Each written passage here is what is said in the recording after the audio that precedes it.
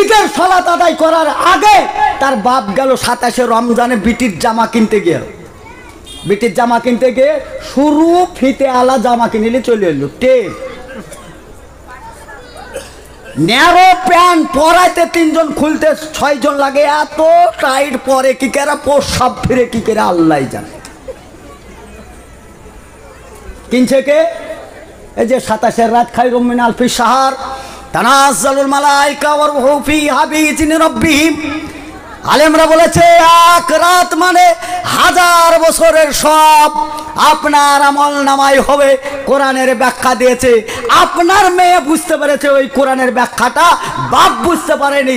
1000 লোকের মনোরঞ্জন পূরণ করার জন্যে টাইট ফিটিং জামা গায়ে দিয়ে বিউটি পার্লারে যে ভুরুকে শুরু করে মুখটাকে প্লাস্টারকে চুলমুল ছেটে কেটে আপডেট সেজে ভ্যারাইটিস ব্যাগ নিয়ে উঁচু হিল তোলা জুতেলে গোটা দুনিয়াকে হিলি বাড়াচ্ছে। খায়রুম মিন আলফি শাহর আপনি বুঝতে পারেননি, আপনার বিটি বুঝতে পেরেছে। যত লোক আপনার বিটিকে দেখেছে হিরোইন হিসাবে, যত লোকের নজর গেছে, সব লোক জানা করেছে, যত লোক জানা করেছে সব আপনার বিটির ঘাড়ে চেপেছে। আপনার বিটির যত ঘাড়ে চেপেছে তত ঘাড়ে বাপজি আপনার ঘাড়ে চেপেছে।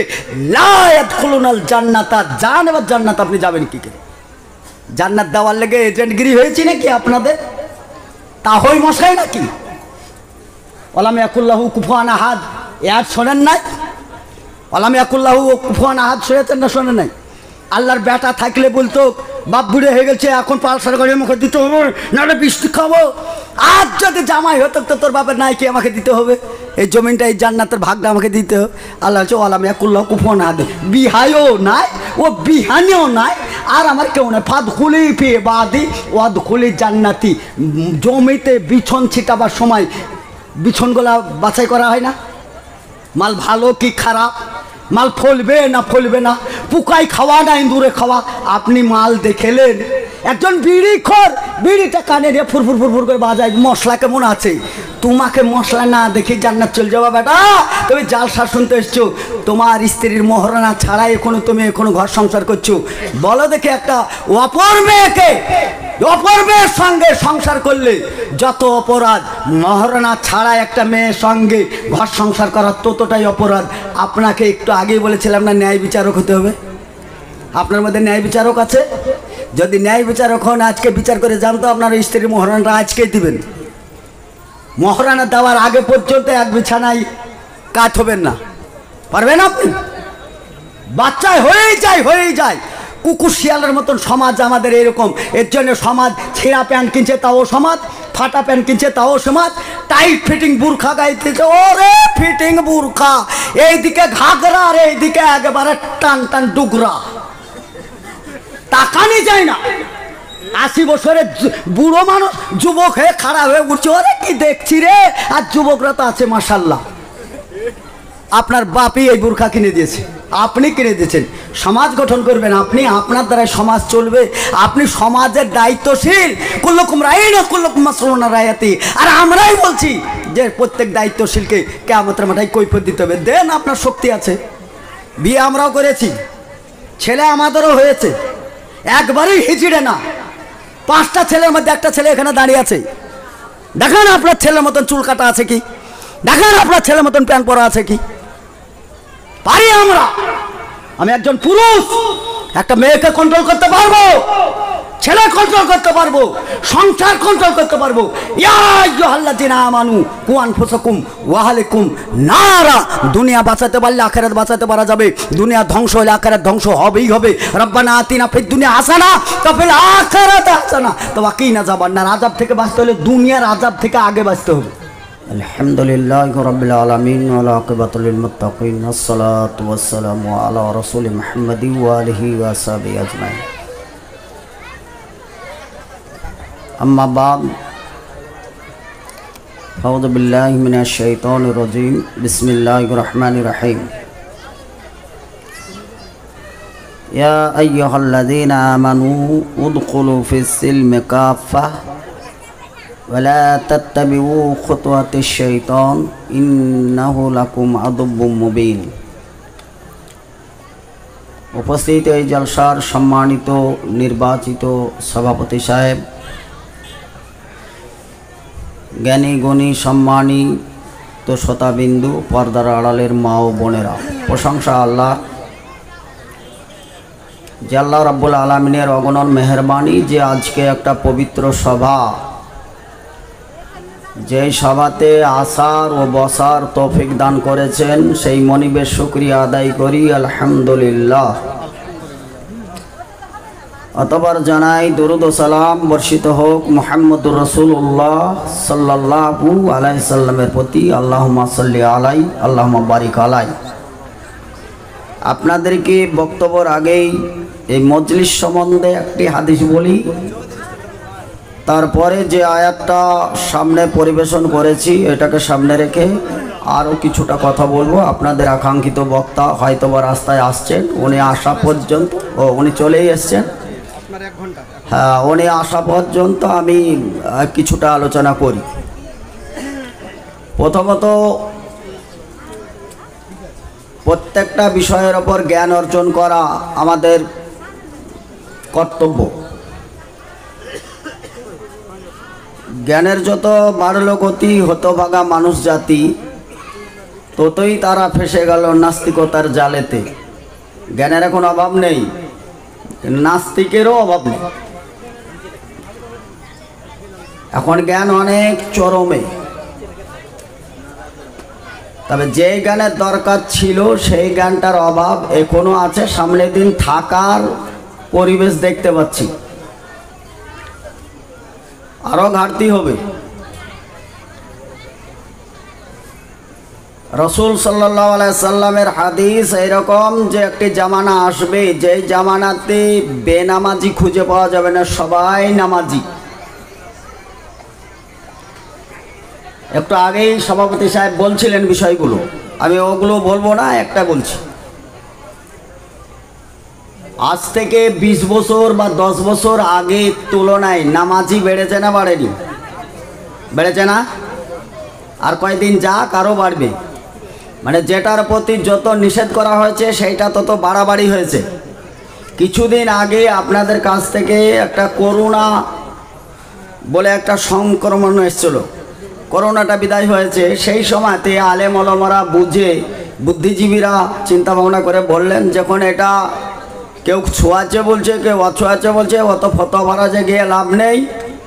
তবে মসজিদে জুমার সালাত আদায় না করে হয়তো মসজিদটা আজান হোক, কিছু লোক পড়ুক, বাকিটা আপনারা বাড়তে পড়লেও নেকির ঘাটতি হবে না, এরকম কথা ছিল না? আর বাকি নামাজগুলো বাড়তে পড়েন, এটাও একটা অপশন ছিল। আর সেই সময়তে যুবকরা তালা ভেঙে মসজিদে ঢোকার চিন্তা ভাবনা করেছিল, নিষেধাজ্ঞা মানে নাই, বরঞ্চ আমাদেরকে খারাপ মনে করেছে। হ্যাঁ, মৌলভী সাহেবরা এখন নামাজ পড়তে নিষেধ করছে, এখন তো নামাজ পড়বো, দোয়া করবো, আল্লাহর কাছে কাঁদাকাটি করবো, বিশাল অজুহাত। নিষেধ করা সত্ত্বেও মসজিদে সেই সময় তারাবির মতন লোক হয়েছে, এত নামাজি বেড়েছিল।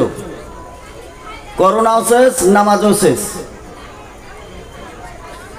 এক সাঁওতালের কাছে গেলাম যে আমাদের জমিতে একটু জোড়া বা সার ছিটি দিতে হয়, বন্ধু বললে ওরা খুশি হয়, তো বন্ধু এই সারটা ছিটি দেন।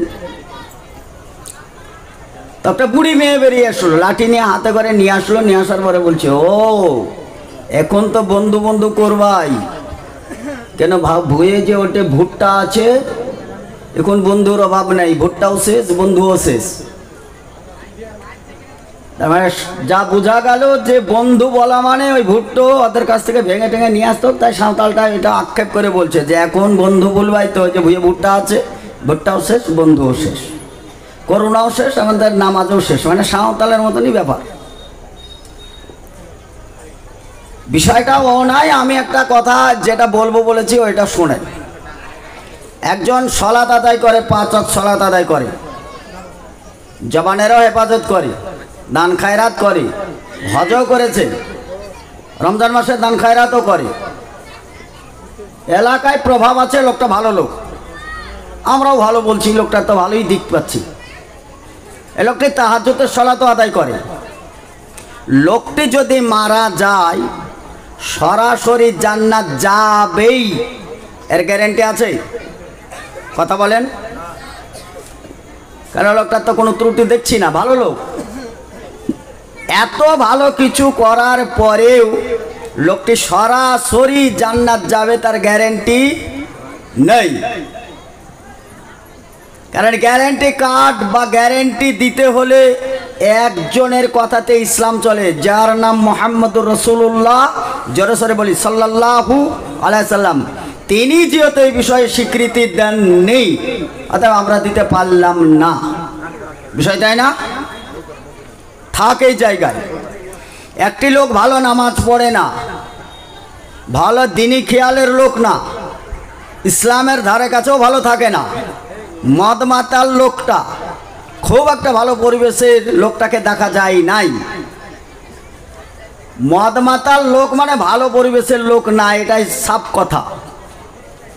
এই লোকটি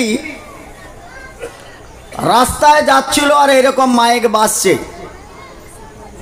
আলোচনা সপক্ষে আমাদের সভাপতি সাহেবের বক্তব্য শোনার জন্যে ওর সাইকেলের গতি ওই দিকে ছিল, ও বিপরীত গতিতে এসে এই দিকে আসতে শুরু করলো। আস্তে আস্তে ভাবলো যে জীবনে তো কোনোদিন ভালো কাজ করিনি, ভালো জায়গায় যাই নাই, ভালো বসি না, ভালো জায়গায় ছিলাম না, আমাদেরকে কেউ ভালো বলে না, আজকে কিছু তো ভালো কথা হচ্ছে। তো এই ভালো কথা শোনার জন্যে ও সাইকেলটাকে ওই দিকে না নিয়ে গিয়ে এই দিকে আসছে। আস্তে আস্তে ও এই স্টেজে উপস্থিত হওয়ায় ওর মনে মনে মনে চিন্তা ভাবনা করছে যে আমি তো নোংরা লোক, মদের আড্ডায় থাকি, তারের আড্ডায় থাকি, খারাপ জায়গায় থাকি, খারাপ পরিবেশে থাকি, লোকটা তো মোটেই ভালো না। আমি এই লোকগুলো যদি আমার দিকে তাকায় আর তাকে যদি আবার ছিৎকার করে আর যদি বলে যে ও আজকে এসছো, তুমি তো এই জায়গার লোক না, এরকম যদি বলে, তাহলে তো আমি মান ইজ্জতে পড়ে যাব, আমার সম্মানে পড়ে যাব। এ নিজে নিজে ভাবছে, এটা অনুভব করছে, অনুতপ্ত হচ্ছে। এরকম হওয়া স্বাভাবিক তো, হতে তো পারে। মৃত্যু কখন এসে কার দুয়ারে আসে? একজন মেহমান আসে কিন্তু ফিরে যায় না, যার নাম হচ্ছে মৃত্যু।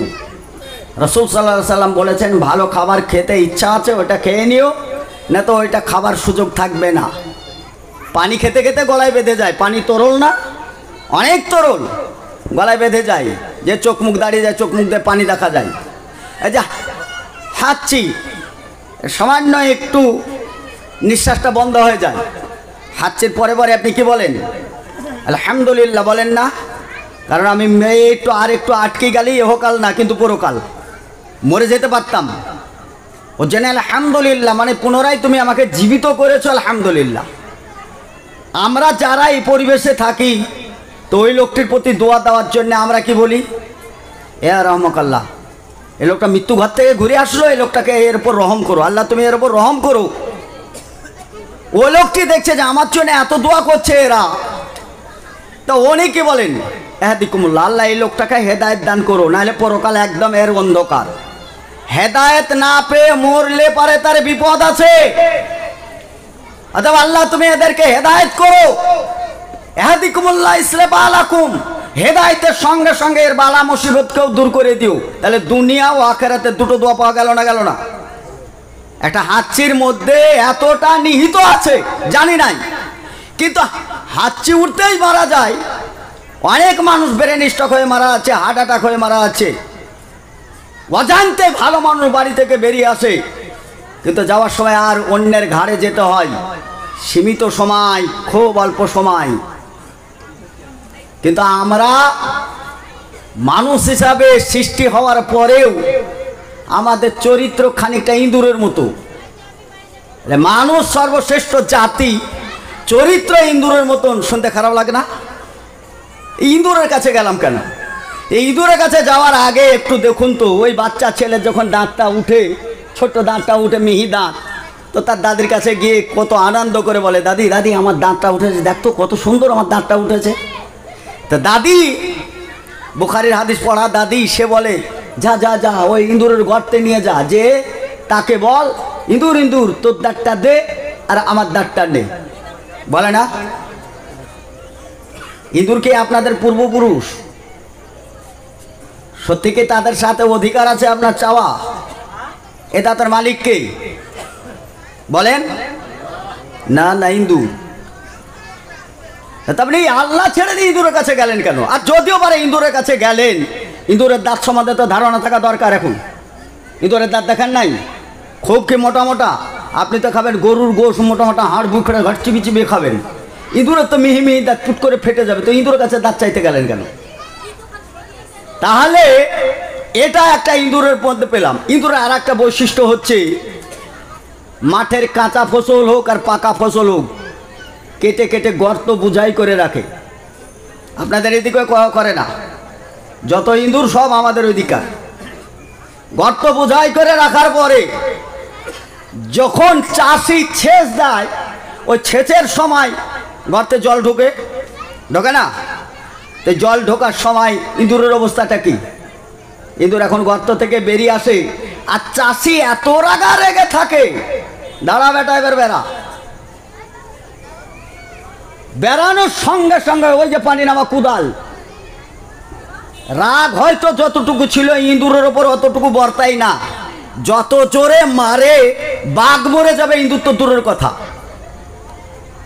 ইঁদুরকে ওখানে শেষ করে দেয়। কিছুদিন আগে পাকা ফসল গর্তে ভরে রাখলো চিরজীবন বেঁচে থাকবো বলে, অথচ সামান্য একটি ফসলের পরে আর একটা ফসলে যেতে না যেতে ইঁদুরের কাজ শেষ। আপনিও 6 তলা বাড়ি বানালছেন, ইঁদুরের যে অবস্থা আপনার ওই একই অবস্থা।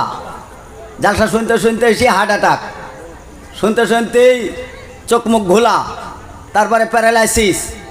কিছুদিন আগে মনে করে মাজায় গামছা বেঁধে লোককে দাপিয়ে বেড়াচ্ছিলেন, এখন হাতটা এরকম করে দিলে এই যে নামাজ পড়ছে, এই যে প্যারালাইসিস। কোথায় ক্ষমতা আপনার? সামান্য কিছু 2 দিন আগে আর পরে শেষ। অতএব ওই রকম একজন মদখোর, পথহারা, দিশেহারা, দিনহারা লোক, ওর মন চেয়েছে স্টেজে এসে একটা ওয়াজ শুনবো, দেখি আজকে আলেমরা কি আলোচনা করে। এসে স্টেজে বসে এরকম হাজারো চিন্তা ভাবনা আর প্যালপিটেশন হতে হতে হার্ট অ্যাটাক করে লোকটি এই স্টেজের উপর এইখানে মারা গেল। এই লোকটি মারা যাওয়ার পর আমাদের জালসার অবস্থা যাই হোক, লোকটি মারা গেছে এটাই ঠিক। লোকটি মারা গেছে, নানান মতামত আমরা করছি, মদখোর, তারপরে এখন ভালো পরিবেশে ছিল না, লোকটা ভালো না, হাজারো কথা বলছি। কিন্তু এই লোকটা মরে যাওয়ার পর এই লোকটি জান্নাতে যাবে না জাহান্নামে যাবে? ও কিন্তু জালসার স্টেজে মারা গেছে, ওর ভালো আমল পিছনে কিছুই দেখলাম না, কিন্তু এইখানে মরে যাওয়াই লোকটি জান্নাতে যাবে না জাহান্নামে যাবে? কথা বলেন, জোরে বলেন। জাহান্নামে। কি করে বুঝছিলেন জান্নাতে যাবেন? আপনি যাই বুঝেন না বুঝেও সত্য কথাটা বলেছেন, আলহামদুলিল্লাহ। এবার চলেন এই কথাটা কোথায় থেকে পাওয়া যায়। রাসূল সাল্লাল্লাহু আলাইহি সাল্লাম বলেছেন, এই দুটো হাদিস বলি। একটা হাদিস হচ্ছে 1 ঘন্টা কোরআন ও হাদিসের আলোচনা শোনা সাপেক্ষে 500 রাকাত নফল সব আদায়ের চাইতে উত্তম বলেছেন মুহাম্মদ সাল্লাল্লাহু আলাইহি সাল্লাম। বলা যাবে একবার সুবহানাল্লাহ? কি বুঝলেন? 1 ঘন্টা বক্তব্য শোনা সহজ না খুব কঠিন? সহজ না? 500 রাকাত সালাত আদায় করা সহজ না কঠিন? খুবই কঠিন। 20 রাকাত তারাবি হলে তো বিপদ হয়ে যায়। বরঞ্চ 8 রাকাতের তারাবিওয়ালারা আসে, আসার পরে ইমাম সাহেবকে বলে, মুখে যদি মান সম্মানের খাতিরে বলতে না পারলেও আঙুল দিয়ে এরকম দেখে দেয়, ইন্না তাইনা, যদি পান তার কুল হতে যাবেন না। তাহলে 500 রাকাত সালাত আদায় করা বিপদ আছে, কিন্তু 1 ঘন্টা কোরআন হাদিস শোনা বিপদ নাকি? জি না, খুব সহজ। রাসূল সাল্লাল্লাহু আলাইহি সাল্লাম বললেন, ওই লোকটি স্টেজে এসে মারা যাওয়া মানেই ওর কোনো হিসাবের দ্বারা সরাসরি জান্নাতে যাবে। হাদিস বুখারী। বলেন এই স্টেজের এই জালসার এটা খুব কম দামি না, এটা অনেক দামি মজলিস, অনেক দামি মজলিস না? এই দামি মজলিসে বসতে পেয়েই সেই মনিবের শুকরিয়া আদায় করি, জোরে বলি আলহামদুলিল্লাহ। আচ্ছা, এই স্টেজে কাউরের যদি মরণ হয় খুশি না বেজার? না না, মরণ ভেলোর পর্যন্ত যাবে, একটা ট্যাবলেট কাজ হইল না ভেলোর। দৌড়ো, তুমি কত দৌড়বে? কুলিন্নাল মাউতাল্লাযী তাফিরুনা মিনহু ফাইন্নাহু মুলাকিকুম। দৌড়ো, তুমি দৌড়ো দৌড়ো দৌড়ো দৌড়ো। ঠিক মেহমান এসে সামনাসামনি। আচ্ছা, মোলাকাতটা সামনাসামনি হয় না পিছন দিয়ে হয়? সামনাসামনি হয় না? মালাকাল মউত, যে মৃত্যু আপনার সামনে আসে, এ কোনোদিন আপনাকে ছেড়ে দিয়ে ঘুরে গেছে বিষয় তা না। দেখে দুটো জিনিস, দুইজন ফেরেশতা আসে, আসার পরে বলছে, ভাই আপনার জন্য আমার দায়িত্ব ছিল, খাবারের দায়িত্ব, কোথায় খাবেন, কি করবেন, কোথায় যাবেন টাবেন, এটা আমার দায়িত্বে ছিল, আমি ছিলাম এটাতে। আমা উরিদু মিনহুম মির রিজকি ওয়া উরিদা ইতিমুন।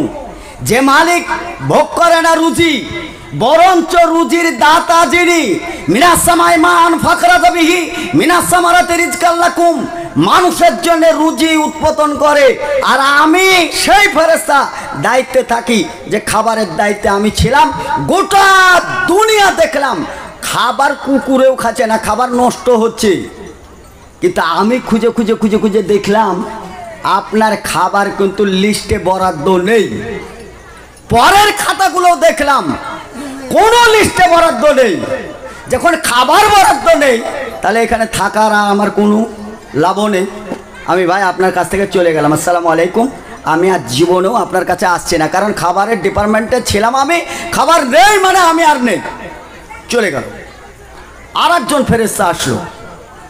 এই ফেরেশতাটা আসার পরে 2 দিন পরে আসার পরে দেখছে গোটা দুনিয়া এখন ভাসমান, বন্যা হয়ে ঘর বাড়ি উড়ে যাচ্ছে, পুড়ে যাচ্ছে, ঘর বাড়ি ডুবে যাচ্ছে, এত বন্যা। কিন্তু গোটা দুনিয়া খুঁজতে খুঁজতে খুঁজতে আসলাম আপনার কাছে, এসে দেখলাম মানুষ হাবুডুবু খাচ্ছে পানিতে, অথচ আপনার জন্যে 1 চামচ পানি আমি আর দেখতে পেলাম না। অতএব ওই যে রসটা আছে ফলের, ওটা মুখে ঢালবে, কষা দিয়ে গড়ে বালিশ ভিজবে, ভিতরে যাবে না, এই পর্যন্ত আমি দেখে এসেছি। অতএব লিস্টে আপনার কোনো পানি বরাদ্দ নেই। অতএব বরাদ্দ যখন নেই, তাহলে আমি যেহেতু এই ডিপার্টমেন্টে ছিলাম, আমার আর থাকার দরকার নেই। আমিও আসসালামু আলাইকুম, আমি ভাই বিদায় হলাম। কয়জন গেল? খাবারের ফেরেশতা চলে গেল, পানির ফেরেশতাও চলে গেল। এবার কে আসবে? এবার এসে বলছে, আসসালামু আলাইকুম ভাইজান, আমি আপনার কাছে উপস্থিত হয়েছি। সারা পৃথিবীতে খুঁজতে খুঁজতে এরকম দেখেছি, 312 বৎসরের মহিলাকে দেখলাম একটিও দাঁত নেই, চুল নেই, ন্যাড়া হয়ে আছে, গায়ে হাতে ফুল পড়ে আছে, কিন্তু তার খাতা খুলে দেখলাম এখনো 20 বছর তার টাইম আছে। আমি এইরকম লোক বহু ছাড়তে ছাড়তে ছাড়তে ছাড়তে আপনার কাছে এসে উপস্থিত হলাম। উপস্থিত হওয়ার পরে খাতায় দেখছি আপনার আর 1 সেকেন্ডও টাইম নাই। ফলে আর আমি এখান থেকে যাওয়ার আগে, যেখানে টাইম নেই আর আমি বরাদ্দ ছিলাম, তাহলে আপনাকে নিয়ে যেতে হবে। তাহলে আপনি আসুন। এ আপনি আসুন আর তুই আয়, দুটো কথা এক সমান। আপনি আসুন আরে তুই, দুটো একরকম। আপনি বুঝতে পেরে গেছেন আপনি আর তুই কাকে বলে, ওটা আপনার নিজে নিজে ওটা কল্পনা করে নেন, আর আপনি ওটা ভেবে নেন গা। ওটা আর আর ভেঙেচুরে বলার মতন এলেম কালাম আমাদের আর নেই, বিদ্যা বুদ্ধি আমাদের সব শেষ। তবে এই যে আসে সে ফিরে যায় না, সে হচ্ছে আপনার মৃত্যু। অতএব এটা দামি মজলিস, একটা মদখোর হলেও, একটা তাড়িখোর হলেও, গাঁজাখোর হলেও সে এক্ষুনি তওবা করেছে, আর জীবনে কোনোদিন তাড়ি খাবো না, মদ খাবো না, গাঁজা খাবো না, যেরকম হারাম যা আছে কিছুই খাবো না। এত বড় বড় আলেমদের সব আলোচনা শোনার পরে হৃদয় চুরচুর হয়ে হারাম ঢালা ছিল, এটাকে ডিলিট করে দিলাম। আজ থেকে কলেমায় শাহাদাতকে গ্রহণ করে আমি সন্ধ্যা থেকে আমি পরিষ্কার পরিচ্ছন্ন হয়েছি। আমি সন্ধ্যা থেকে সলাত আদায় করব। লোকটা সলাত আদায় করতে পাইনি, পরেও নেই, পড়তে সময়ও পাইনি, তার আগে মৃত্যু এসেছে। একটা জান্নাত যাবে না জাহান্নামে যাবে? এই লোকটি জান্নাত যাবে তার আগে গো আল্লাহ কাছে তওবা তিল্লা করেছে। সারা জীবন ইবাদত করলাম, সারা জীবন ইবাদত করে করে করে করে বিশাল ইবাদত করে রেখেছি, রাখার পরে আসরের সময় যখন হলো, আর আসরের সময় যখন হাই আল্লাহ সালাহ আল্লাহ পালা যখন আজান চলছে, আমি তখন আমার কাজের গতিতে হাঁটলাম, কাজ করতে করতে আসর তো গেল গেল মশাই, মাগরিব টান টান হয়ে গেছে, মাগরিবও যাই আসর চলে গেছে। এই আসর চলে যে মাগরিবের সময় লোকটা মারা গেল। মান তারাকা সালাতুল আসর ওয়াহলুহা ওয়া মালুহা, খুব সহজ জিনিস কিন্তু খুবই কঠিন। যবে আপনার আসরের সালাত ত্যাগ করে দিলেন মানে জীবনে যা আমল করেছিলেন সবই ত্যাগ হয়ে গেছে, শূন্য হাতে আপনাকে যেতে হবে, শূন্য হাতে। এর নাম ইসলাম। আপনার মন মতন ইসলাম চলবে না, ইসলাম চলে একজনের নেতৃত্বে, যার নাম মুহাম্মদ রাসূলুল্লাহ সাল্লাল্লাহু আলাইহি সাল্লাম। বক্তব্য বিষয়টা আমার এত দূর ছিল না, আমি ওই দিক থেকে ঘুরতে ঘুরতে এইদিকে এসে ট্রাফিকের বাইরে বক্তব্য দিলাম, শুধু এই মজলিসটাকে শুধু বোঝানোর জন্যে, আর এই সভাপতি সাহেব বারবার বিনয় করার জন্যে বক্তব্যটা রাখছিলাম।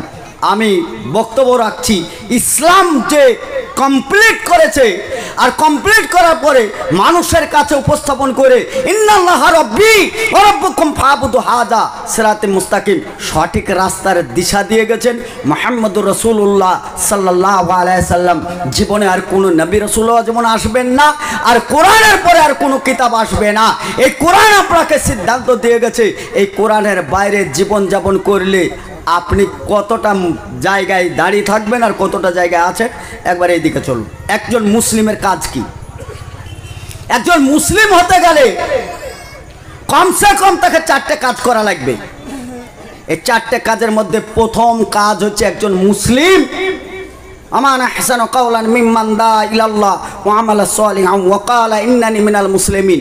একজন মুসলমান বা মুসলিমের পরিচয় দিতে হলে তার 4টে কাজ করা লাগবে। মুসলিম একটা উটকে বলা হয়, মুসলিম ও মুমিন একটা গাছকে বলা হয়, মুমিন একটা মাছিকে বলা হয়। তাহলে এই দিকে তো অনেকটা বেড়ে গেল। মাছিকে যেমন মুমিন বলা হয়, অনুরূপভাবে মাছিকে মুনাফেকও বলা হয়। এক ধরনের মাছি আছে, তার চরিত্রটা আপনার জানেন, মিষ্টির দোকানেও বসে ভনভন ভনভন ভনভন করে, আর পায়খানা ফিরলে পায়খানাতেও ভনভন করে, করে না? ওই বাচ্চা ছেলেটা যা গজল বলেছে, ওর মধ্যে ওই মিষ্টি কাকে বলে আর মাছি কাকে বলে ওর মধ্যে ভরা ছিল। আপনি সেই মাছি হবেন মুমিন, না ওই মাছি হবেন মুনাফিক, ওটা আপনার চরিত্র।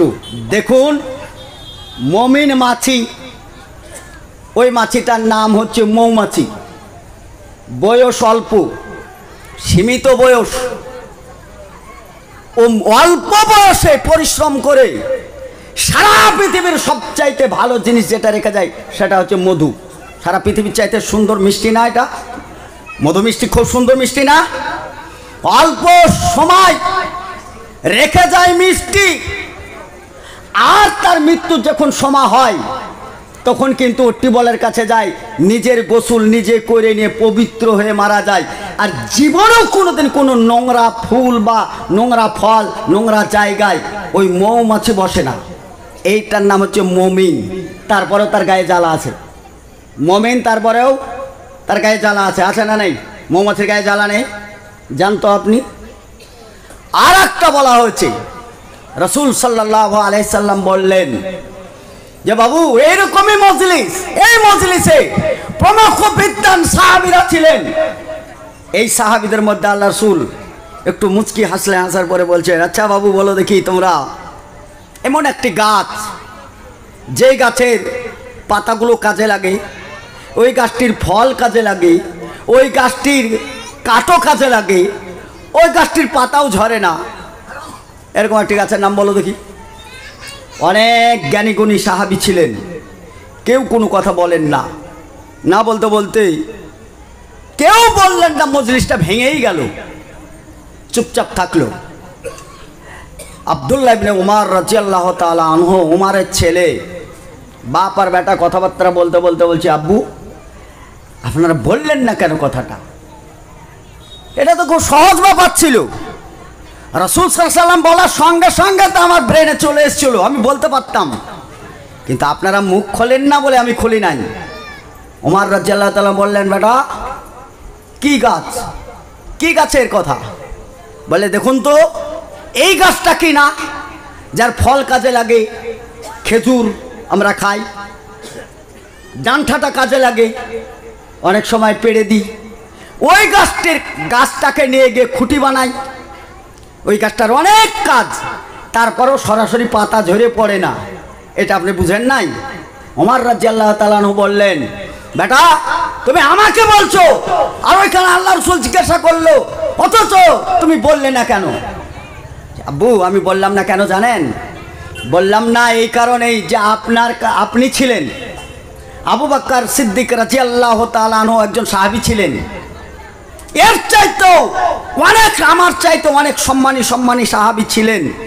আমি ছোট মুখে কথাটা বলবো, আমার এটা বেয়াদবি হয়ে যাবে, ওই বেয়াদবিটা থেকে রক্ষা করে আপনাদের সম্মানার্থে আমি এই ছোট মুখে আপনাদের আগে কথা বলিনি। কতদূর ভেবেছে বলেন তো? বলেন কতদূর ভাবনা? যে আমি আমার আব্বু বা আবু বকর সিদ্দিক রাদিয়াল্লাহু তাআলা আনহু তার আগে যদি আমি কথা বলি তাতে ওনাদের সম্মানের ঘাটতি হবে, তাই হয়তো আমি বলি নাই। আর আজকালকার ছেলে পেলে যদি বাপকে প্রশ্ন করা হয় তাহলে লাঠিতে উত্তর দেয়। কোথায় গিয়ে দাঁড়িয়েছে, কোথায় দাঁড়িয়েছে সমাজ? মাস্টারকে অপমান করতে পারলে ওই ছাত্র হিরো সাজে, চুলের কাট দেখলে বোঝা যায় হ্যাঁ এই ইউনিভার্সিটির ছাত্র, প্যান্ট পরা দেখলে বোঝা যায় হ্যাঁ কোটিপতির ঘরের ছেলে। প্যান্ট টাকা পয়সা দিয়ে আজ থেকে 10 বছর আগে একটা প্যান্ট পরে রাস্তায় বেড়ালে পারে লজ্জা লাগতো না? ছেঁড়া ফাটা প্যান্ট পরলে লজ্জা লাগতো না? কার লজ্জা লাগেনি বলেন? আপনাদের লজ্জা লাগতো না? ছেঁড়া প্যান্ট পরে রাস্তায় বেড়ানো এটা লজ্জার বিষয় ছিল 10 বছর আগে। আর আজকে টাকা পয়সা দিয়ে ছিঁড়া প্যান্ট কিনে নিয়ে সামনের দিকে আলু বেরিয়ে যাচ্ছে, ওইটা বলে ফ্যাশন, এইটা বলে ফ্যাশন। হাঁটু বেরিয়ে যাচ্ছে, শরম গাউদাম হয়ে যাচ্ছে, নামাজ পড়তে যে পাছা দিয়ে প্যান্টটা নেমে যাচ্ছে আর ওপরের জামাটা উঠে পড়ছি। অনেক মুসল্লি তো দোয়া বলে আল্লাহুম্মা আফতাহ লি আবওয়াবা রাহমাতিকা, বলে না? মসজিদে ঢোকার পরে রুকুতে যখন যায় প্যান্টটা এই জায়গায় নিচে নেমে গেছে, পাছার রুয়া ভুয়া সব দেখা যায়, আর মুসল্লি এসে বলছে আল্লাহুম্মা আফতাহ লি আবওয়াবা রাহমাতিকা, রহমতের দরজা খোলাই আছে। হায়া লজ্জা আছে? তোমাকে দিয়ে সমাজের কি কাজ হবে? কাজ। আর আজ কাজকে ওমর রাদিয়াল্লাহু তাআলা আনহুর সামনে তিনি বলছেন এই কথাটা বললে বেয়াদব হবে, আর আজকের ছেলেরা বেয়াদবি ভাবে সালাত আদায় করে পাছার উদাম করে দিয়ে। কাল আর আজকে কি শরীয়ত? মা বোন হাসেন না, আপনাদের টপিকটা একটু পরে। আপনারা যে বুরখা গায়েছেন আপনাদেরটা পরে আসছে, সময় এত তাড়াতাড়ি বিদায় হবে না, 1 ঘন্টার ব্যাপার আছে। চলুন তাহলে এক জায়গায় একটা কথায় এক বাপ সম্মান পাচ্ছে আর আরেক বাপ ছেলের জন্য অসম্মান হচ্ছে। পরিবেশ কোথা থেকে কোথায় গেছে? চলুন তাহলে একটা গাছ, যেই গাছটার এত উপকার পাওয়া যায়, গাছটা মুসলিম, অর্থাৎ খেজুর গাছটাকে মুসলিম বলা হয়েছে, তাহলে একটা মুসলিমের কাছে অনেক উপকার পাওয়ার দরকার, অনেক উপকার পাওয়া দরকার না? একটা খেজুর গাছ যা উপকার করে, ফল দেয়, রস দেয়, কাঠ দেয়, তারপরে খাদ্য খাবার দেয়, পাতা ধরে না, ওর কাছে যত উপকার পাওয়া যায় একটা মুমিন মুসলমানের কাছে তত উপকার পাওয়া দরকার। এখন কি তাই পাওয়া যায়? যত চিটার বাটপার সবে জালসা শূন্যওয়ালারা চিটারি করে এখানে সমাজ গঠন করতে চাইছি। এখনো এই জায়গায় বসতে পারবেন কিনা আল্লাহ জানে। ভাষা তো আর আমি ইংল্যান্ড থেকে, আমেরিকা থেকে, আর আমি জর্ডান, লেবানন, ফ্রান্স থেকে তো আর আমি লেখাপড়া করে আসি না, আমার বাড়ি এই বহরমপুর। পরিবেশ কোন জায়গায় আছে? চলুন তাহলে একটা মুসলিমের 4টে কাজ। এক, মুসলিমটাকে সত্যবাদী হতে হবে। এখন সত্যবাদী বেশি না মিথ্যাবাদী বেশি? কথা বলেন। বাপকেও মিথ্যা বলে, মাকেও মিথ্যা বলে, আর ভাবিকে পেলে তো ভাবি মানে ভাবছে তাকে নিয়ে, তার কথা তো ও আর ছেড়েই দেন। ভাষাই শুনলে অবাক লাগে। আমাদের সভাপতি সাহেবের সভাপতিতে আমি একটা জালসা করেছিলাম, ওনার ভাষা খুব ছিমছাম বলেন। সামনাসামনি বলছি তা না, আপনাদের এলাকার ছেলে আপনারা খুব ভালোই জানেন। উনি ভাষা খুব ছিমছাম বলেন, যেহেতু ছিমছাম বলেন, শিক্ষিত মানুষ, তো ওনাকেই বলি আলিঙ্গন বলে আমাদের সমাজে একটা ভাষা আছে, আলিঙ্গন আছে না নেই? আল মানে ওপর আর লিঙ্গ মানে নিচে। আলিঙ্গনে যে জমাট করে সামনাসামনি লিঙ্গতে লিঙ্গ ভেড়ানো আর বুকে বুক আর মুখে মুখ ভেড়ানোর নাম আলিঙ্গন বলে। ভাষাটা ভালো না খারাপ? কথা বলেন। কিন্তু আমাদের সমাজে এটা ভালো ভাষা, সবচাইতে নোংরা ভাষা এটা। চরিত্র গঠন কি দিয়ে হয়? করবেন কি দিয়ে গঠন? চরিত্র হারিয়েছে। একজন মুসলিমের চরিত্র হবে সে সত্যবাদী, যেথায় যাবে সে সত্য কথা বলবে। আর আমাদের এখন পোলাপান যেখানেই চাই সেখানে মিথ্যা কথা বলে। ফোন করলে তো ফোনটা তো মিথ্যা কথার আরো মিথ্যা কথার গোডাউন ফোনে। রাসূল সাল্লাল্লাহু আলাইহি সাল্লাম বললেন, তোমাদের কাছে কোরআন এসছে গো, কোরআন আসার পরে তুমি হেদায়েত পেলে না, তোমার মতন হতভাগা আর কেউ হতে পারে।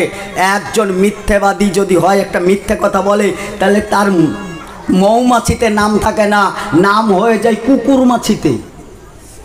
কুকুর মাছি বলে একটা মাছি আছে, জানেন তো? জানেন তো? আমি বললাম তাই না, আছে কুকুর মাছি, নোংরা মাছি, মুনাফিক মাছি। এর চরিত্র হচ্ছে ভালো জায়গায় বসা, নোংরা জায়গায় বসা, মিষ্টিতে বসা, পায়খানাতে বসা। এর চরিত্রহীন, এ হচ্ছে মুনাফিক। বলেন যে মিথ্যা কথা বলে সে কি? বলেন, মিথ্যা কথা যে বলে সে কি? মুনাফিক। ফেরাউন লোকটা ভালো না খারাপ? ফেরাউন শুধুই খারাপ না, পৃথিবীতে ফেরাউনের মতো নিকৃষ্ট মানুষ আল্লাহ নিজেই ঘোষণা করেছে আর বানাবো না, যা হয়েছে হয়েছে।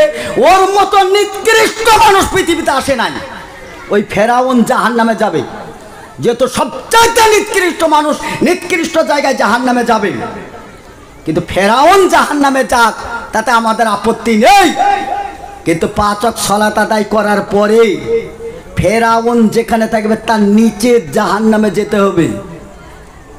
5 ওয়াক্ত সালাত আদায় করে জাহান্নামে যেতে হবে মানে? কারণ আপনি যে মিথ্যাবাদী, 5 ওয়াক্ত সালাতও আদায় করেন, মাঝে মধ্যে মুখ ফসকি মিথ্যে কথা বেরিয়ে যায়। এই যে ফসকি মিথ্যা কথা বেরিয়েছে, ইন্নাল মুনাফিকিনা ফি দারকিল আসফালি মিনান নার ওয়া লান তাজিদা লাহুম নাসিরা। যেমন ওই ফেরাউনও কোনো সাহায্য পাবে না, আপনি মুনাফিকের খাতায় নাম লিখে দিয়ে আপনিও আল্লাহর কাছে কোনো সাহায্য পাবেন না। এই মিথ্যা কথা ছেলেরাও বলে, মেয়েরাও বলে, বলে না? চলেন এই জায়গায় থাক। এক নাম্বার, তাহলে প্রথমত সত্যবাদী হতে হবে, সৎ চরিত্রের হতে হবে। নাম্বার 2, ন্যায় বিচারক হতে হবে। নাম্বার 2, ন্যায় বিচারক। সত্যবাদী কাকে বলে, ন্যায় বিচারক কাকে বলে? দুটো পয়েন্ট এখন বলে আর দুটো পরে বলছি, টাইম ফুরিয়ে যাবে, দূর দূর করে বলতে পারবো না। সত্যবাদী বানি ইসরায়েলের কম রাসূলের জামানার বহু পূর্বে এইরকম দোকান দিচ্ছে, এরকম সরাসরি ওপেন দোকান। আর একজন ইহুদি ইসলামের চরম শত্রু, সে শত্রুতা করে ইসলামকে সারা পৃথিবীতে বদনাম রটাবার জন্য জাসুস হিসাবে নেমেছে, যে ইসলামের ভুল ধরার জন্যে। ও এসেই গরমের টাইম এই দোকানে এসে বলছে, ভাই এই রুমালটা আমাকে দেন। দাম কত? তার দাম এত, তো দেন রুমালটা দেন। যে দোকানি সে ছিল মুসলিম, বলল না ভাই এই মালটা বিক্রি নেই। তো যে জাসুস ইহুদি ইসলামের দুশ্মন বা ইসলামের শত্রুতা করার জন্য এসছে, সে বলছে আমি টাকা দেবো, পয়সা দেবো, দোকান খুলে বসে আছেন, মালটা দেবেন না মানে? কেন দেবেন না? আচ্ছা ভাই মালটা বিক্রি নেই, আপনি এক কাজ করেন, আপনি যদি মালটা চাইছেন তাহলে আপনি ওই দোকানটা চলে যান, ওই যে ওই দোকানটা সেম মাল একই দোকান থেকে কিনেছি, একইভাবেই কিনেছি, দেখুন ওই দোকানে টাঙানো আছে, আপনি ওই দোকানে চলে যান। এই ইহুদিটা এইখানে মাল না পাওয়াই সে কিন্তু চলে গিয়ে ওই দোকানটায় মাল নিতে গিয়ে দেখলো যে দোকানদার সে ওই ইহুদি। মনের মধ্যে একটু কিন্তু হলো, তাহলে মুসলিমরা কি আমাদেরকে মাল বিক্রি করবে না? কি ব্যাপার? চিন্তা ভাবনা করে ওকে জিজ্ঞাসা করলো মালটার দাম কত। বলে এই দোকানে যা দাম বলেছিল ওইটার দাম। টাকা দিল, মালটা কিনে নিল। ওই ইহুদি ওইখান থেকে ফেরত এসে এইখানে বলছে যে ভাই আপনার কাছে মালটা ছিল, একই দাম, একই মাল, একই সব, কেন মালটা দিলেন না আপনি? তাহলে কি আমাদেরকে সঙ্গে আপনারা সম্পর্ক রাখেন না? আমাদেরকে কি আপনারা খারাপ মনে করেন? নানান কৈফিয়ত। বললে ভাই শুনুন, আপনি বিচলিত হয়েন না, উত্তেজিত হয়ে কোনো কথা বলে লাভ নেই, আপনি এখানে শুনুন, তারপরে দেখুন। আমি সকাল থেকে বেচা কেনা করাই, আমার অনেক বেচা কেনা হয়েছে, আমার সমস্যা যা ছিল মিটে গেছে। আমি লক্ষ্য করে দেখেছি পাশাপাশি দোকান, ওই দোকানে একটিও মাল বিক্রি করতে পারে নাই। ও দোকান খুলেছে, আমিও দোকান খুলেছি। আমি কিছু পয়সা টয়সা নিয়ে গিয়ে আমার স্ত্রী ও পুত্র হাতে তুলে দিলে বাড়িতে আনন্দিত হবে, খুশি হবে। আর ওই বেচারা শুধু হাতে বাড়ি যাবে, তার স্ত্রীর কাছেও সম্মান থাকবে না, ছেলে সন্তানের কাছেও সম্মান থাকবে না। ও বেচারার তো একটা সম্মান আছে, ইজ্জত আছে। ওর জন্যে আমি দেখলাম এই মালটা আমি না বিক্রি করে আমি এই মালটা যদি ছেড়ে দিই, ওই ভাইয়ের কাছে মালটা নিলে পারে ও বাড়িতে গিয়ে তার স্ত্রীর হাতে বা পুত্র হাতে অল্প টাকা হলেও একটু সম্মান তো থাকবে। ওই সম্মানার্থে ওই মালটা আমি কিনি নাই, আপনার বিক্রি করি নাই, আপনাকে ওখানে বললাম ওখান থেকে কিনে এলাম। ওলা তাস্তাবিল হাসানা ইল্লা বিসাইয়া ইদফা বিল্লাতি আহসান। এটা কত চরিত্র, পবিত্র কোরআন আপনাকে এই শিক্ষা দিয়েছে। অল্প বেতনে, অল্প ইসে আল্লাহর পক্ষ থেকে রহমত ও বরকত আছে। যখন আপনি কোরআন মেনে নেবেন, রাসূলের আদর্শ মেনে নেবেন, অবশ্যই বরকত নামবে। আজকে রাসূলের আদর্শ আমাদের জীবনে নেই, যার জন্য আজকে বরকত খুঁজে পাওয়া যায় না। চলুন তাহলে একটা টপিকের উপর অনেক দূর চলে যাবে, যার জন্য একটাই বললাম, তাকে সত্যবাদী হতে হবে। নাম্বার 2, ন্যায় বিচারক হতে হবে। বলেন আমাদের সমাজে ন্যায় বিচারক এখন আমাদের সমাজে যারা আমরা জালসা করছি আর যারা আমরা জালসা শুনছি, আমরা কি ন্যায় বিচারক? কথা বলেন না। না, ন্যায় বিচারক তো দূরের কথা।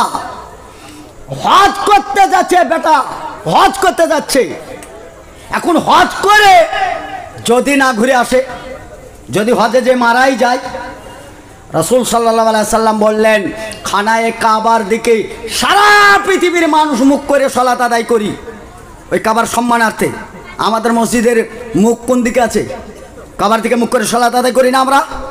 তাহলে সারা পৃথিবীর মানুষ যেই দিকে মুখ করে সালাত আদায় করি, আর ওই স্থানে যে টাকা পয়সা খরচ করে কেউ যদি ওইখানে স্থানে সালাত আদায় করতে পারে, রাসূল সাল্লাল্লাহু আলাইহি সাল্লাম বললেন ওই খানায়ে কাবায় সালাত আদায় করা আর আমাদের এই সমস্ত ভারতের মসজিদে সারা জীবন সালাত আদায় করা, তাও কাবার সম্মানার্থে ওই সালাতটার গুরুত্ব বেশি থাকবে।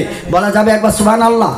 তার টাকা পয়সা খরচ করে হজ করে যাওয়া ইসলামের একটা রুকুন। আমরা যাইও তাই, যাওয়ার পরে যদি ঘুরে না আসি, যদি মারা যায়, যদি চাপে মারা যায়, টপ করতে গিয়ে মারা যায়, ভিড়ে যদি মারা যায়, চিন্তা ভাবনায় রোডের ধারের যত 2তলা 3তলা বাড়ি গাড়ি যা জমি জায়গা ছিল, যার 1 শতক বেচলে লক্ষ টাকা দাম, এগুলো সব বেটার নামে উইল করলো, মানে রেজিস্টার করে দিল।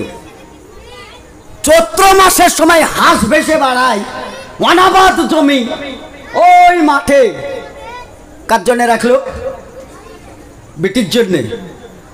বলেন তো ওই বিটির মধ্যে আপনার বীর্য ছিল না? আপনার রেহেম থেকে আসেনি? আপনার রেহেমের সঙ্গে আপনি বেঈমানি করেছেন, আপনার বীর্যের সঙ্গে আপনি বেঈমানি করেছেন। অতএব আপনার আল্লাহর পক্ষ থেকে আপনার নামে লাকাব আসছে, আপনি একটা বেঈমানের গোষ্ঠী। কিসের বিচার? কার বিচারে বসেন আপনি? কাল কিয়ামতের মাঠে হজ করেছেন, আল্লাহ কবুল করে নিয়েছে, দান করেছেন কবুল করে নিয়েছে, তারাবি তাহাজ্জুদ পড়েছেন কবুল করেছে, আপনি ইফতারিতে মানুষকে দান খায়রাত করেছেন, আল্লাহ কবুল করে নিয়েছেন। আল্লাহর কাছে আপনি একেবারে পরিষ্কার হয়ে গেছেন। আপনার খাতায় লিখে দেওয়া হচ্ছে যে 100 ভাগ নেকিতে আমার কাছে পুরস্কৃত হচ্ছে। এই লোকটি দাখালাল জান্নাত, এই লোকটাকে জান্নাত বরাদ্দ করা হলো। ভালো জান্নাত চলে গেলেন আপনি। ওয়াইজা খাজা ফিকামিসি ফিদ্দুবুর, পিছন থেকে জামাটা ধরে, হাজী সাহেবের জামাটা ধরে বলছে, আব্বু কোথায় যাচ্ছেন? বলে মারে আজকে আমি ভাগ্যবান, আল্লাহ আমার উপর অনুগ্রহ করেছে, আল্লাহ কত দয়া করেছে। এই হাসরের ময়দান ভর্তি লোকের মধ্যে আমার হাতে, ডান হাতে সার্টিফিকেট, আমি জান্নাতি লোক। মারে আমি জান্নাতে যাচ্ছি। বলে আব্বু জান্নাতে যাচ্ছেন যান, আমার আপত্তি নেই, আপনি আমার আব্বু, জান্নাতে যাবেন এটাই স্বাভাবিক। কিন্তু যত ঠেলার গুঁতো খেয়েছি আপনার জামাইয়ের কাছে, রোডের ধারে জমি না দিয়ে ওই হাঁস ভাষা জমিটা দিয়েছিলেন, ওই ঠেলার চোটে দুনিয়ায় বাস হয়নি বাপ। আজকে ঠেলার চোটে, আজকে ওই দিন যেমন আমার দুঃখ ছিল, আজকে তোমার যেন দুঃখ। বাপ ওই জান্নাতে যাওয়ার হলো না, আমার মালটা দিয়ে দাও, আমার জমিটা দাও, জান্নাতে চলে যাও। ও তো জান্নাত খোলা আছে, চলে যাও বাপজি, কিন্তু মালটা আমাকে দিয়ে দাও। বলে আমি তো হাতের দিকে তাকিয়ে দেখবো একটা আংটিও নাই, পায়ের দিকে তাকিয়ে দেখবো একটা মোজাও নাই, দাঁতের দিকে তাকিয়ে দেবে 13টা দাঁতে এমনি পড়ে গেছে, ফক ফক করে বেড়াচ্ছে। বলে কিছুই তাই না, যে জামাটা গায়ে দিয়েছিল ওটাও তো কাটার ফাটা, হয়তো ছিঁড়া, সেলাইবিহীন। মা আমার কাছে তো কিছু নাই, কিছু নাই। রোডের ধারে জমি বাবদ যেই মূল্য হয়, ওই মূল্য অনুপাতে আজকে আমাকে নেকি দান করো, আমি ওই নেকি চাই। বিচারের ময়দানে আল্লাহর কাছে বিচার চাইবে একটি গরু, জানোয়ার, মেনা গরু, যার দুটো শিং নেই। যেই শিংওয়ালা গরু ওকে গুঁতো মেরেছিল পাটের পাতা খেতে গিয়ে, এই গরুটা বিচার দেবে আমার শিং ছিল না, হাদিস বুখারী, মেনা গরু ছিলাম, আমাকে গুঁতো মেরেছে, বিচার চাই। ইন্নী হারামতু জুলমান আলাইহি, আল্লাহ বলছে আমার উপর জুলুম হারাম করেছি। মেনা গরু, শিংওয়ালা গরুটাকে মেনা বানিয়ে দিয়ে এই গরুটাকে শিং দিয়ে ওই গরুটার প্রতিশোধ গ্রহণ করাবে। গরুর বিচার সূক্ষ্ম হবে। লাকাদ খালাকনাল ইনসানা ফি আহসানি তাকওয়িম, আপনার বিচার সূক্ষ্ম হবে না? কোথায় আপনার বিচার সূক্ষ্ম হবে না? আরে মানুষ মরে নাই, বেঁচে আছে, ভালো আছে, মরলেই বিপদ বেশি আছে, মরলেই বিপদ বেশি। চলুন তাহলে 1 সত্যবাদী হতে হবে, নাম্বার 2 ন্যায় বিচারক হতে হবে। ন্যায় বিচারের একটি হাদিস বলি। বানি ইসরায়েলের কম সম্প্রদায় রাসূলের জামানার আরো আগে, তারা এক ব্যক্তি জমি কিনেছে, হাদিস বুখারী, একজন জমি বিক্রি করেছে। তো যে জমি কিনেছে সেই বেচারা, এই হাদিসগুলো আপনারা অহরহ শুনেছেন, বলে জমির আলগুলো চারিদিকে ঠিকঠাক করে নিয়ে আসার জন্য 2টো লেবার লাগিয়েছে। এই লেবারগুলো ঠিকঠাক করতে করতে এক জায়গায় কোপ মেরেছে, সোনার একটা কলসি পাওয়া গেছে। সোনার কলসিটা পাওয়ার পরে সমস্ত কাজগুলো সেরে টেরে কলসিটা হাতে করে নিয়ে এসে যে জমির মালিক কাজে লাগিয়েছিল তার বাড়িতে এসে বলছে যে ভাই আপনার জমিতে সোনার কলসিটা পাওয়া গেছিল, তা আপনি এই কলসিটা গ্রহণ করুন। তাহলে প্রথমত বোঝা যায় লেবারদের ইমান মজবুত, নাহলে তো এটা গামছায় ঢেকে নিয়ে বাড়ি চলে যেতে পারতো। তাহলে এটা তো করে নাই, মালিকের কাছে জমা দিয়েছে। ওদের প্রাপ্য দেওয়ার পরে মালিক বলছে এই কলসিটা হাতে করে নিয়ে ওই জমি যার কিনেছিল তার কাছে গেছে। যাওয়ার পরে বলছে ভাইজান আসসালামু আলাইকুম। ওয়ালাইকুম সালাম। ভাই কি খবর, এই সময় আপনি? বলে হ্যাঁ এই টাইমে এলাম। ওই যে ভাই আপনার জমিটা কিনেছিলাম না, ওই জমিটা ঠিকঠাক করতে গিয়ে একটা বড় সোনার কলসি পাওয়া গেছে, এটা সোনা ভর্তি টাকা। ভাই কেমন হয় বলুন তো, আমি তো আপনাকে মাটির টাকা দিয়েছি তাই না, আমি তো সোনার টাকা দেই নাই। আরে ভাই এই সোনা যেহেতু আমার না, সোনা যেহেতু আপনার জমিতে ছিল, এই সোনাটা আপনি গ্রহণ করুন। এই লোকটি বলছে আশ্চর্য লোক তো আপনি ভাই, আমি কি ওই মাটির ভিতরে ঢুকেছিলাম? জমি বিক্রি করেছি, মাটি বিক্রি করেছি, ওর ভিতরে যা কিছু ছিল সবই বিক্রি করেছি। এ মাল তো ভাই আমি গ্রহণ করতে পারবো না, আপনি নিয়ে যান। ঝামেলাটা কমলো না বাড়লো? বিরাট বাড়লো। এখন আপোষে দুটোই লোক ভালো লোক, আরো 5টা লোক জমায়েত হয়ে বলছে ভাই আপোষে আপনারা ভালো মানুষ, কিসের ঝামেলা করছেন? বলে ঝামেলাটা এই যে দেখুন ভাই ওর জমি কিনেছিলাম তো সোনা ভরা আছে, দিতে আসছি নিচ্ছে না। আরে বলছে ভাই জমি বিক্রি করেছি, ও তো সোনা ভরা চলে দেখে নাই, বিক্রি করেছি ও নিচ্ছে না। বলে দাঁড়া, আমাদের দেশে কোনো ন্যায় বিচারক আছে? আমার বক্তব্য কি ছিল? সত্যবাদী হতে হবে, ন্যায় বিচারক হতে হবে। তা আমাদের দেশে ন্যায় বিচারক আছে। সবাই মিলে ও ভাই ন্যায় বিচারকের কাছে নিয়ে গেল। আমির যিনি কোরআন ও হাদিস দেখে যিনি ফয়সালা করেন, আল্লাহকে ভয় করে ফয়সালা করেন, তিনি ও ভাইয়ের বয়ান শুনলেন। বয়ান শোনার পরে তিনি বলছেন, যা আপনার ছেলে আছে? হ্যাঁ জি হ্যাঁ ছেলে আছে। বিয়ে দেওয়ার মতো আছে? জি হ্যাঁ বিয়ে দেওয়া যাবে। বলে আপনার মেয়ে আছে? বলে হ্যাঁ আমার মেয়ে আছে। বিয়ে দেওয়ার মতো হবে? বলে হ্যাঁ তা হবে। আপনারা যখন গ্রহণ করতেই চাইছেন না, তো এই মালটার মধ্যে থেকে আপনাদের আপোষে বিয়ে পড়িয়ে দেন, আর ছেলে আর মেয়ে উভয় এটা ভোগ করবে। খুশি তো আপনারা? আলহামদুলিল্লাহ। ন্যায় বিচারক বলেই বিচারটা পেয়েছে। আপনার মতন আমার মতন বিচারক হলে কি হতো? মসজিদের তালা ভেঙে আমানতের মাল চুরি হয়, কেসিআর করলে হিসাব দিতে গা ছমছম করে, বেটা ভিতর গিলে ছাগলকে পাউরুটি খাওয়াই কুরবানির চামড়ার টাকা দিয়ে। ন্যায় বিচারক ইসলাম উড়িয়ে গেছে। টাকা পয়সা এত দরকার কেন? এখন সৎ ধার আর খুঁজে পাওয়া যায় না, সব ধার খুঁজে পাওয়া যায়।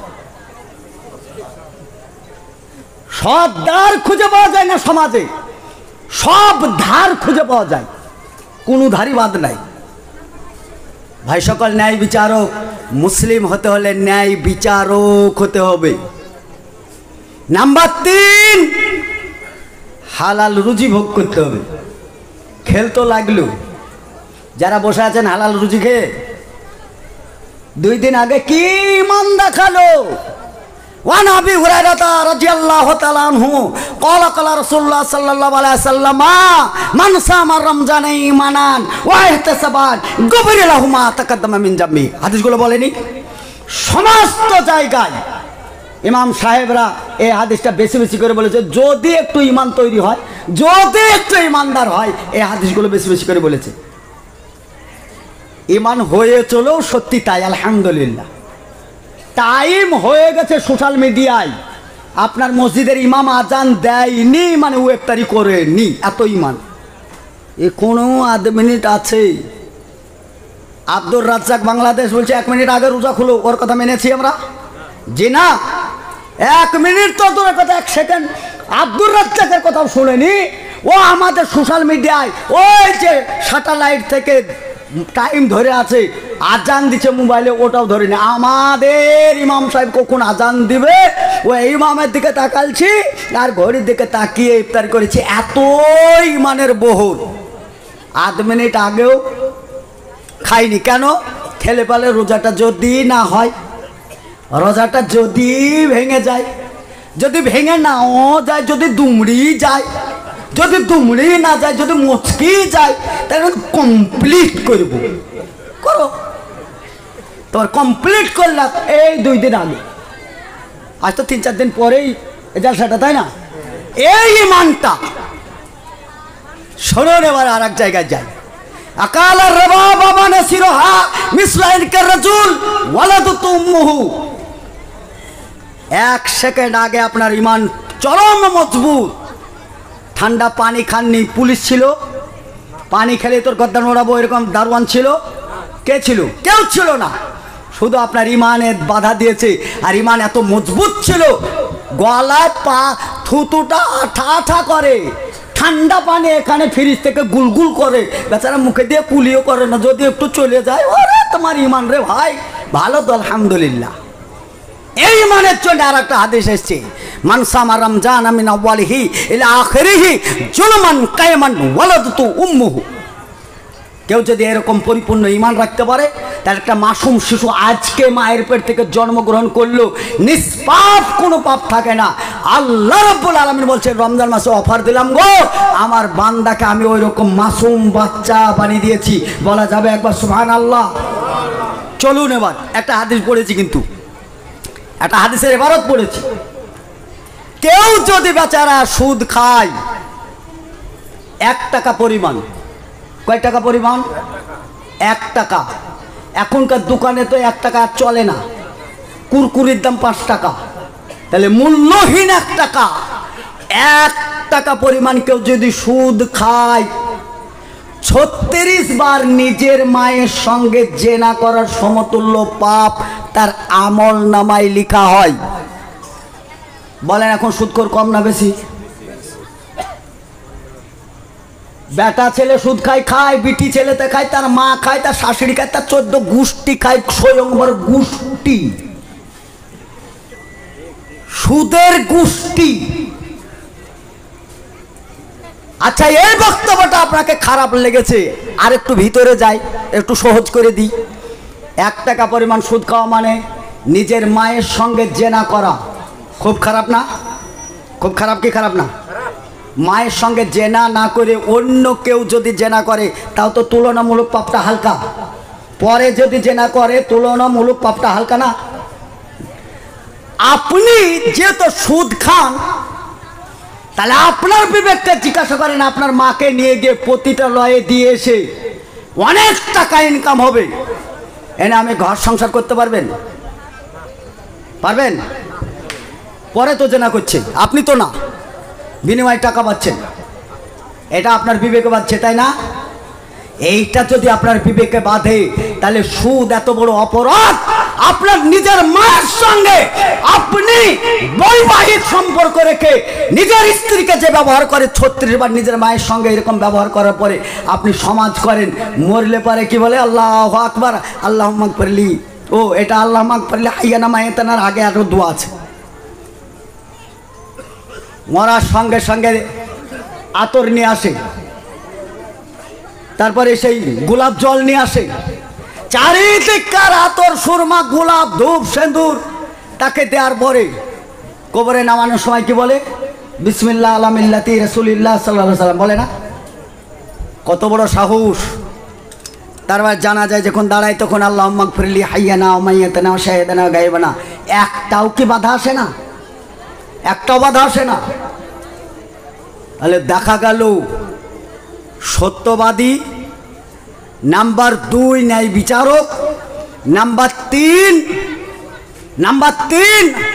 হালাল রুজি, নাম্বার 4, এই 4 নাম্বারটা হচ্ছে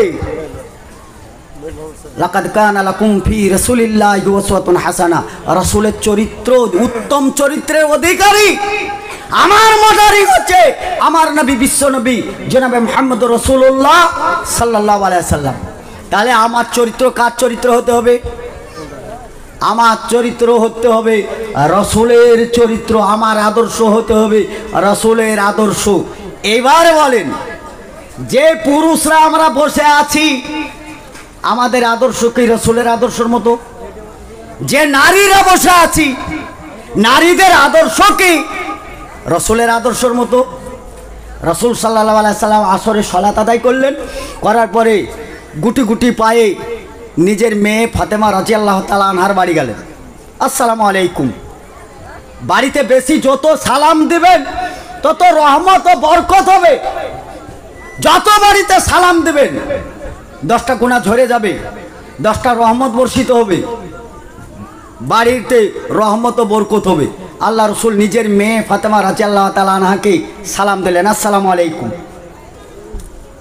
ফাতেমা রাদিয়াল্লাহু তাআলা আনহা, ওয়ালাইকুম আসসালাম, আহলান সাহলান মারহাবা ইয়া রাসূলুল্লাহ, আসুন বসুন।